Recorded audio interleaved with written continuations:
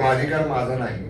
पक्षाचे मुख्य नेते आणि राज्याचे उपमुख्यमंत्री माननीय शिंदे साहेबांचा आहे. मी मागाशी सांगितलं ना आपल्याला, राईट पहिल्या वेळेपासून निकाल लागल्यापासून आतापर्यंत काय काय घडत गेलं, सिक्वेन्स कसा आहे, हा सगळा मुद्देसूद माननीय शिंदे साहेबांच्या पुढे मी मांडणार आहे.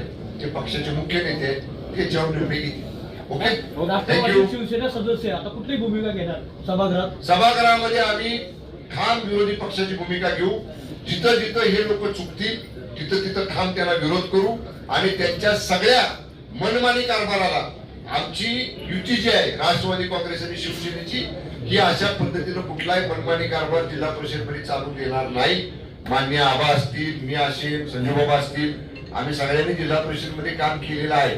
आबा आणि मी अधिवेशनात, शिंदे साहेब आम्ही अधिवेशनात आलो की सगळ्या सदस्यांना एक दिवस आम्ही बोलवणार आहे, कामकाजाची सूचना त्यांना देणार आहे आणि निश्चितपणे आमचे सदस्य जे चुकीचं काम होईल ते रोखायचा प्रयत्न करतील आणि चांगलं काम जिल्ह्यात व्हावं, त्यांच्या मतदारसंघात व्हावं सदस्यांच्या, याच्यासाठी आमचे सदस्य निश्चितपणे भूमिका घेतील. आणि आपल्याला असं वाटत असेल त्यांना सुसंस्कृत आणि सदरक्षण आहे, खलनिग्रहण आहे. मी त्या खात्याचा 2.5 वर्ष राज्यमंत्री होतो. मला पोलिसांचे काम करण्याची पद्धत चांगली माहिती आहे. पण साताऱ्यासारखे पोलीस आज जे वागले, तुषार दुशींचे पोलीस, हे तुम्हाला महाराष्ट्राच्या पाठीवर कुठेही उदाहरण बघायला मिळणार नाही.